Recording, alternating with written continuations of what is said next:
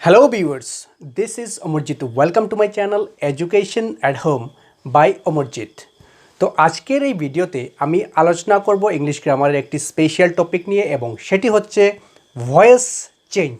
এবং আমি আশা রাখছি এই ভিডিওটি দেখার পর কারোর যদি ভয়েস চেঞ্জ নিয়ে কোনো সমস্যা থাকে তাহলে অবশ্যই তার সলিউশন খুঁজে পাবেন। So without wasting time let's begin.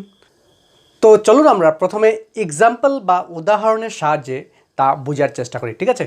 তো প্রথম আমরা যে এক্সাম্পলটি নেব, প্রথম ধরুন দ্য কাউ ইটস ঘাস। তো এই হচ্ছে একটি এক্সাম্পল, ঠিক আছে? দ্য কাউ ইটস ঘাস তার মানে গরু ঘাস খায়, ঠিক আছে? দ্য কাউ ইটস ঘাস বা গরুটি ঘাস খায়। তো আবার ঠিক সেন্টেন্সটি আবার লিখি আমরা, ghas is eaten by the cow. তো দেখুন এখানে আমরা দুটি সেন্টেন্স লিখেছি। প্রথম সেন্টেন্সটি ভালোভাবে দেখুন, দ্য কাউ ইটস ঘাস, এবং পরের যে সেন্টেন্স সেটা হচ্ছে ghas is eaten by the cow. গরু ঘাস খায় এবং পরেরটি হচ্ছে ঘাস গরুর দ্বারা খাওয়া হচ্ছে, ঠিক আছে? তো এখানে দুটি সেন্টেন্স এবং দুটি সেন্টেন্সেরই মিনিং কিন্তু প্রায় সমান। দুটি সেন্টেন্সেরই মিনিং সমান, তাহলে দুটির মধ্যে পার্থক্য কী?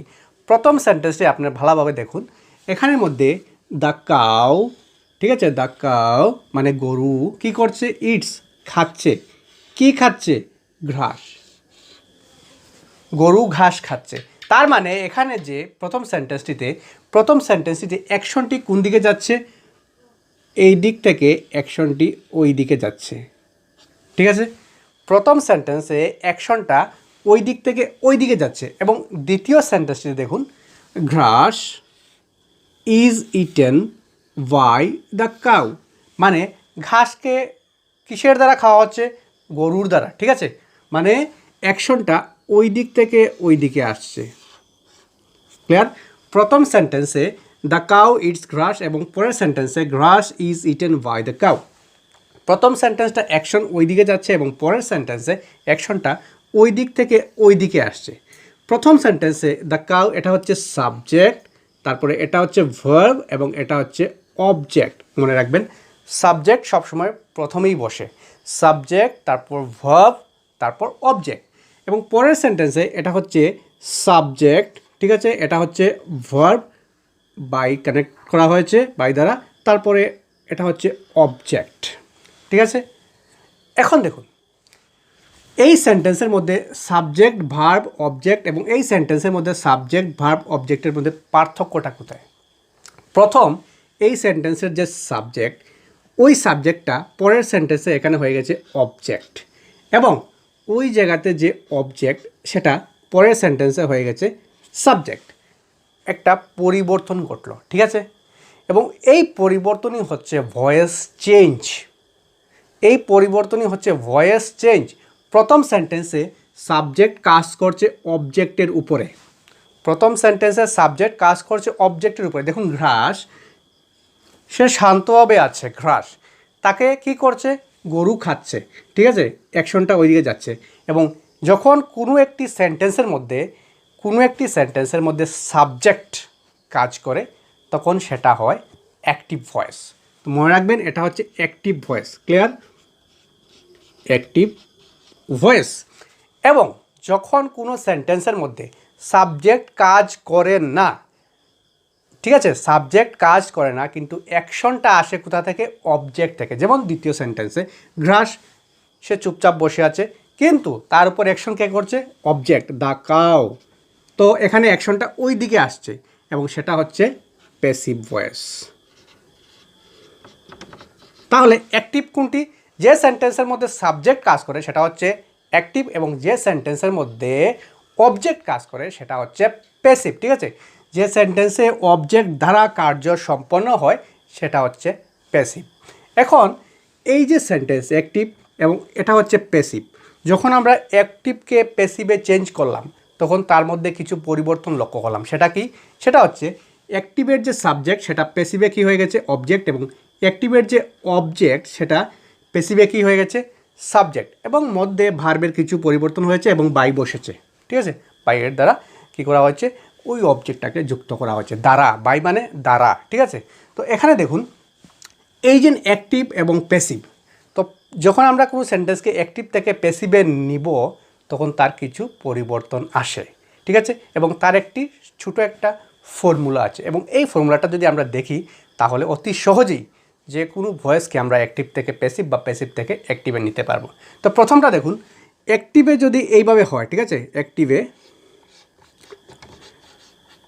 সাবজেক্ট প্লাস ভার্ব ওয়ান, মানে প্রথম ভার্ব, ঠিক আছে, ভার্ব ওয়ান প্লাস অবজেক্ট এইভাবে থাকে, তাহলে প্যাসিভে কি হবে? প্যাসিভে হয়ে যাবে প্রথম সাবজেক্ট ঠিকই আসবে, কিন্তু এখানে যে সাবজেক্টটা হবে প্যাসিভে, সেটা অ্যাক্টিভের যে অবজেক্ট থাকবে সেটা সাবজেক্ট হয়ে যাবে এখানে। তারপরে কি হবে? যদি এইভাবে থাকে সাবজেক্ট তারপরে ভার্ব ওয়ান, যেমন এটা হচ্ছে ভার্ব ওয়ান, ঠিক আছে, তাহলে আমাদের কি করতে হবে? সাবজেক্ট তারপরে বসাতে হবে এম, তারপর হয় ইজ, না হয় আর। ঠিক আছে, তারপর কি বসাতে হবে? ভার্বের past participle of main verb, তারপর কি বসাতে হবে? বাই, তারপর অবজেক্ট। তো এটা হচ্ছে অ্যাক্টিভ থেকে প্যাসিভে নেওয়ার ফর্মুলা। ঠিক আছে, এখন আপনাদের মনে একটা প্রশ্ন আসতে পারে যে ভার্ব ওয়ান বা ভার্ব টু বা ভার্ব থ্রি কী? ঠিক আছে, এটা প্রশ্ন আসতে পারে, কারণ এখানে আমরা বলেছি সাবজেক্ট তারপর ভার্ব ওয়ান তারপর অবজেক্ট, এবং পরে বলেছি যে সাবজেক্ট তারপর এম ইজ আর তারপর পিপিএমবি মানে past participle of the main verb, তারপর বাই, তারপর অবজেক্ট। এখানে একটা প্রশ্ন, ভার্ব ওয়ানটা কি? দেখুন ভার্ব ওয়ান এখানে হচ্ছে, যেমন ধরুন গো, এটা হচ্ছে ভার্ব ওয়ান। ভার্ব টু কি? ওয়েন্ট। ভার্ব থ্রি কি? গান। ঠিক আছে, এটা হচ্ছে verb one, verb two, verb three. তারপর যেমন ডু, ভার্ব ডিড, তারপর হচ্ছে ডান। ঠিক আছে, ডান। তো এটা হচ্ছে verb one, verb two, verb three. তো অনেকে কি বলে? অনেকে ভার্ব ওয়ানকে বলে প্রেজেন্ট টেন্স, ভার্ব টুকে বলে পাস্ট টেন্স, এবং ভার্ব থ্রিকে বলে পাস্ট পার্টিসিপল। ঠিক আছে, ভার্ব থ্রিকে আবার পাস্ট পার্টিসিপলও বলা হয়ে থাকে। তো এটা হচ্ছে ভার্ব ওয়ান, ভার্ব টু এবং ভার্ব থ্রি। তো এখন আমরা ওই যে ফর্মুলা, ঠিক আছে, ওই ফর্মুলার উপর নির্ভর করে আরও একটি সেন্টেন্স আমরা অ্যাক্টিভ থেকে প্যাসিভে নেই। তো দেখুন, আই রিড স্টোরিজ এভরিডে, এই একটা সেন্টেন্স দেওয়া হলো, ধরুন এটা পরীক্ষাতে আসলো, আই রিড স্টোরিজ এভরিডে। ঠিক আছে, তো এই সেন্টেন্সকে আমরা কীভাবে প্যাসিভে নেব? দেখুন এখানে আই হচ্ছে সাবজেক্ট, তারপরে রিড ভার্ব ওয়ান, তারপর স্টোরিজ হচ্ছে অবজেক্ট, এবং এটা হচ্ছে টাইম। এটা আমার দেখে লাভ নেই। দেখুন এভরিডে মানে প্রত্যেক দিন, ঠিক আছে, বা প্রতিদিন, তারপর ইয়েস্টারডে, তারপর টুমরো। ঠিক আছে, এইভাবে যখন কোনো সময় ভয়েস চেঞ্জে দেওয়া হয়, ঠিক আছে, তখন কি করবেন? ওইটা লাস্টে রেখে দেবেন, ওইটাকে ফার্স্টে আনার কোনো প্রয়োজন নেই। ঠিক আছে, ওইটাকে আপনারা লাস্টে রেখে দেবেন, কোনো প্রবলেম হবে না। তো দেখুন এটা হচ্ছে সাবজেক্ট, এটা হচ্ছে ভার্ব ওয়ান, এটা হচ্ছে অবজেক্ট, এটাকে আমরা প্যাসিভে নেই। তো একটা জিনিস আপনারা অবশ্যই আপনাদের বুঝতে হবে যে অবজেক্ট কিভাবে আমরা বুঝতে পারবো। অবজেক্ট বোঝার ক্ষেত্রে দুটি ফর্মুলা আপনাকে অবশ্যই মনে রাখতে হবে। ভার্বকে আপনাকে প্রশ্ন করতে হবে কি, ভার্বকে প্রশ্ন করতে হবে কি বা কাকে দিয়ে। ঠিক আছে, কি বা কাকে দিয়ে প্রশ্ন করলে যদি উত্তর আসে তাহলে সেটা হচ্ছে অবজেক্ট।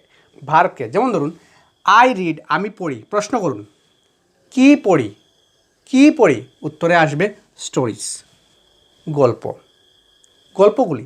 ঠিক সেই রকমভাবে দেখুন দ্য কাউ ইটস, গরু খায়, কি খায়? ঘাস খায়, উত্তরে আসবে ঘাস খায়। তো এভাবে কি বা কাকে দিয়ে প্রশ্ন করলে যদি উত্তর আসে তাহলে সেটা হচ্ছে অবজেক্ট, এবং যদি উত্তর না আসে তাহলে এই সেন্টেন্সে কোনো অবজেক্ট নেই। তো এখানে দেখুন আই রিড স্টোরিজ, আমি কি পড়ি? গল্প পড়ি। তো এই সেন্টেন্সটাকে যদি আমরা দেখুন এখানে subject subject verb one object object time, এটা দেখে লাভ নেই, ঠিক আছে। এখন প্যাসিভে নেই, তো প্যাসিভে নিতে হলে এই যে ফর্মুলা এটা আমাকে ফলো করতে হবে। তো প্রথমে সাবজেক্ট, তো এখানে আমরা কোন সাবজেক্টটা ইউজ করব? তো আমরা জানি অ্যাক্টিভের যে সাবজেক্ট সেটা প্যাসিভে হয়ে যাবে অবজেক্ট, এবং প্যাসিভের যে অবজেক্ট এটা এখানে হয়ে যাবে সাবজেক্ট। তো এখানে অবজেক্ট যেটা স্টোরিজ এটা ফার্স্টে আসবে, ঠিক আছে। তো লিখলাম স্টোরিজ, STO স্টোরিজ গেল। এখন সাবজেক্ট আমরা লিখলাম। এখন এম ইজ আর, তিনটি অপশন আছে, কোনটাকে আমরা বসাবো এখানে? এখানে দেখুন স্টোরিজ, গল্পগুলো মানে প্লুরাল, ঠিক আছে। স্টোরি যদি হতো শুধুমাত্র একটা স্টোরি তাহলে সিঙ্গুলার, কিন্তু এখানে প্লুরাল বহুবচন, তাহলে আমাকে কি ইউজ করতে হবে? বহুবচন হলে আর ইউজ করতে হবে, স্টোরিজ আর, ঠিক আছে। এখন কি বলা হয়েছে?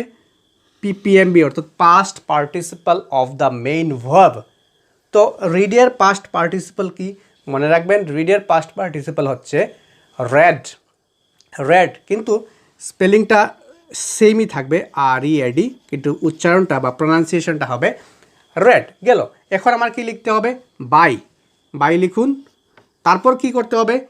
তারপর ওই যে অবজেক্টটা লিখতে হবে। তাহলে এখানে অবজেক্ট কোনটা হবে? ওই জায়গার যে সাবজেক্ট সেটা এখানে হয়ে যাবে অবজেক্ট। তো আই থাকলে প্যাসিভে হবে মি, ঠিক আছে, মি। তারপরে যে এভরিডে সেটা লিখে দিন, এভরিডে। এই তো হয়ে গেল ভয়েস চেঞ্জ, ঠিক আছে।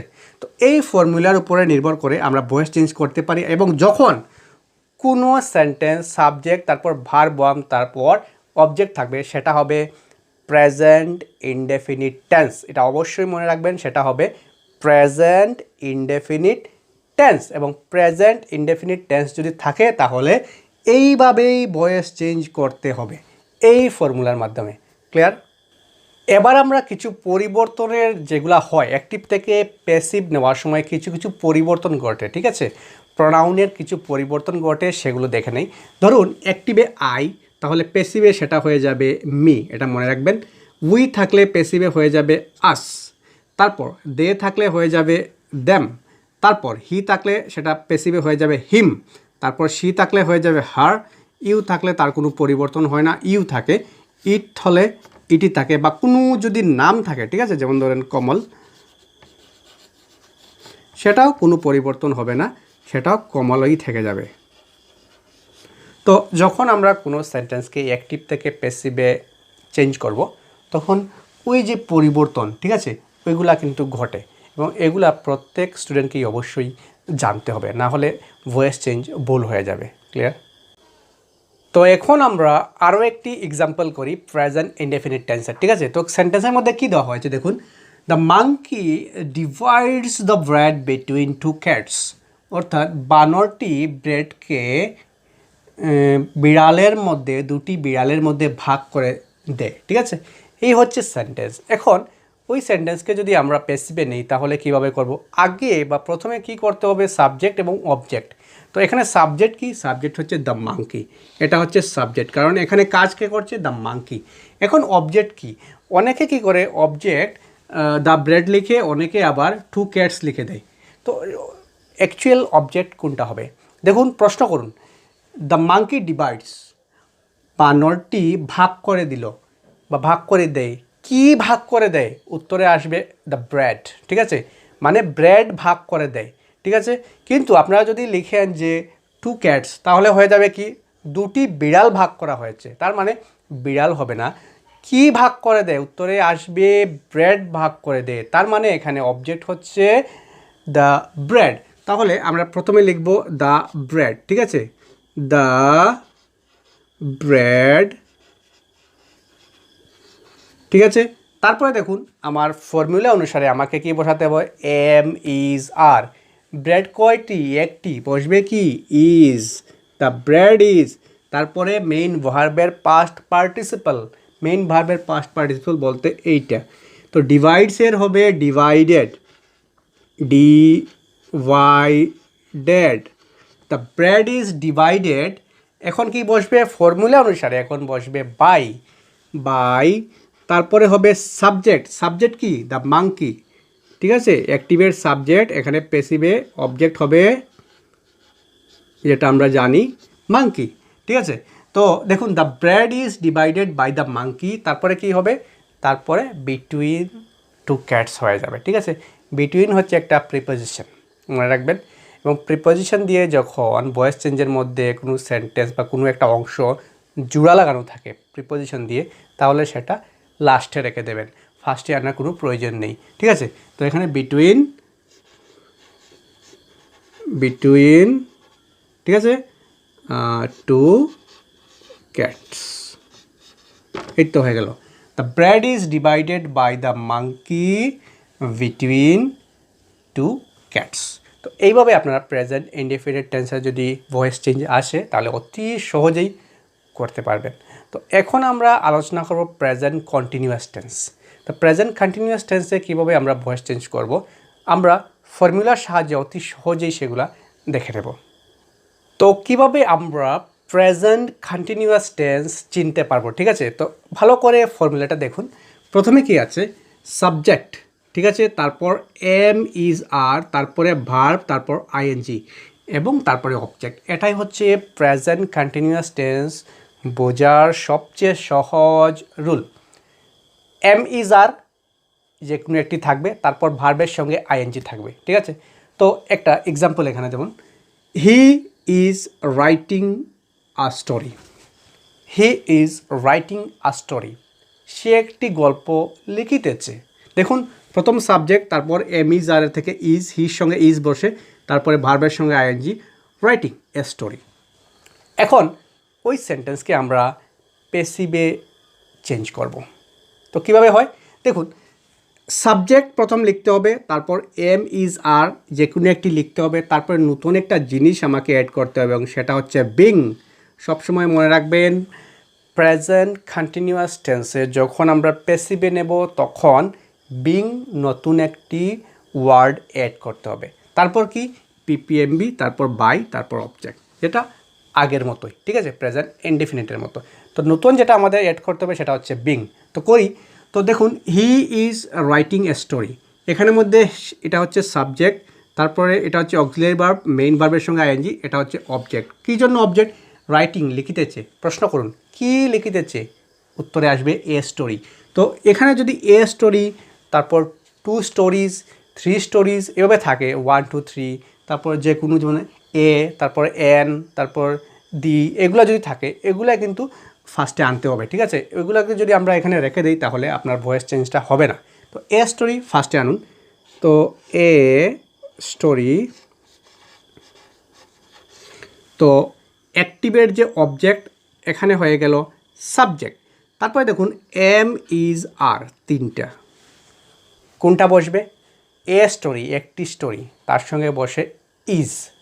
আইয়ের সঙ্গে সাধারণত এম বসে, আই এম, আর কোনো ক্ষেত্রে সাধারণত এম বসে না। ঠিক আছে, প্লোরাল হলে আর বসবে যদি প্লোরাল হয়, আর যদি সিঙ্গুলার হয় তাহলে ইজ বসবে, থার্ড পারসন সিঙ্গুলার। তো এ স্টোরি তারপরে বসবে ইজ। ঠিক আছে, এ স্টোরি ইজ, এতটুকু পর্যন্ত শেষ। তারপরে কি? বিং, বিং লাগানো হবে, BEING, A story is being. তারপরে ভার্বের পাস্ট পার্টিসিপল, সবসময় মনে রাখবেন প্যাসিভ ভয়েস নেওয়ার সময় ভার্বের পাস্ট পার্টিসিপল লিখতেই হবে এবং এটা অবশ্যই আপনাদের জানা থাকা উচিত।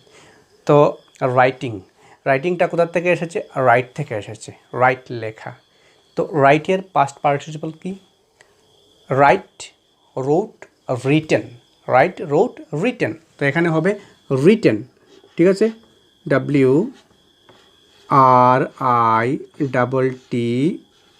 WRITTEN, written. PPMB হয়ে গেল। তারপর বাই, তারপর অবজেক্ট। অবজেক্টটা কি হবে? অবজেক্টটা হবে এখানের সাবজেক্ট, এখানে হি। তো হি থাকলে এখানে কি হবে? হি থাকলে আমাদের লিখতে হবে হিম, যেটা আমরা আগে শিখেছি, শি থাকলে হার। ঠিক আছে, তো কি হলো? He is writing a story, এটাকে যখন আমরা প্যাসিভে নিলাম, a story is being written by him, এবং এটা হচ্ছে প্রেজেন্ট কন্টিনিউয়াস টেন্স। ঠিক আছে, তো এইভাবে আপনারা অতি সহজেই যে কোনো কন্টিনিউয়াস টেন্সকে অ্যাক্টিভ থেকে প্যাসিভে নিতে পারবেন। এখন আমরা আরও একটি সেন্টেন্স পেসিভে চেঞ্জ করি, ঠিক আছে? তো এখানে দেখুন, they are building a house, they are building a house.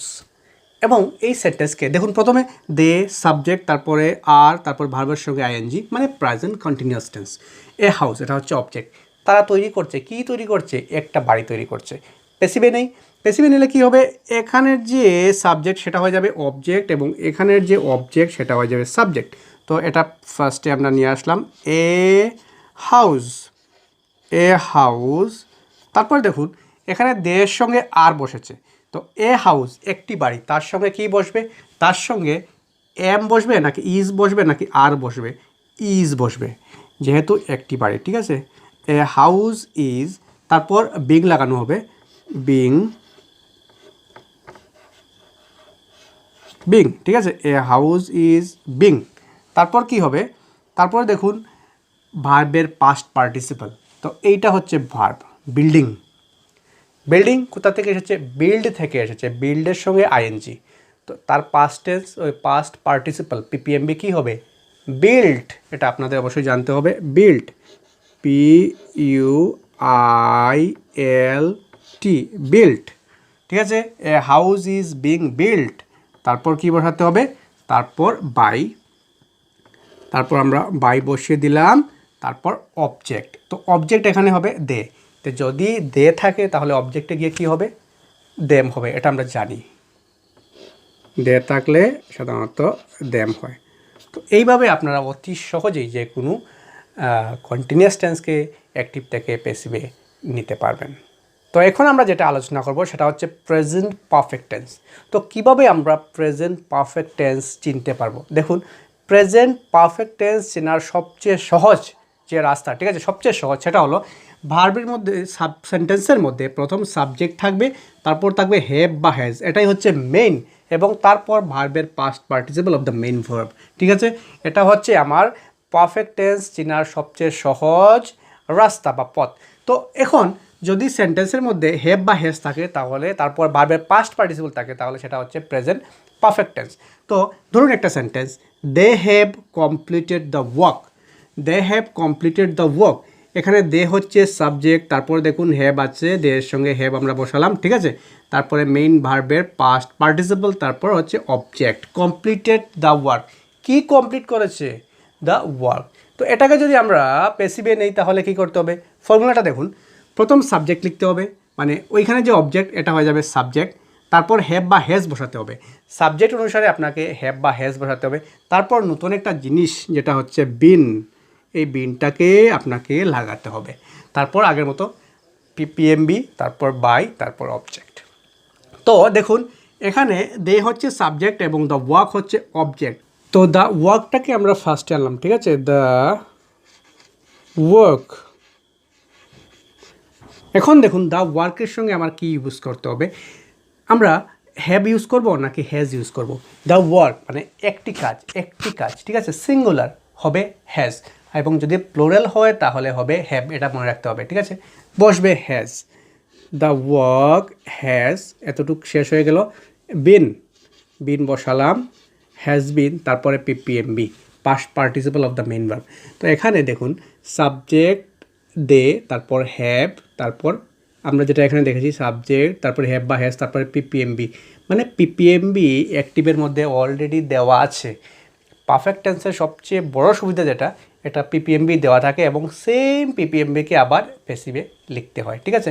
কোনো কিছু চেঞ্জ করবেন না পারফেক্টে। তো এখানে দেখুন কমপ্লিটেড দেওয়া আছে, আবার আমরা কমপ্লিটেড লিখব,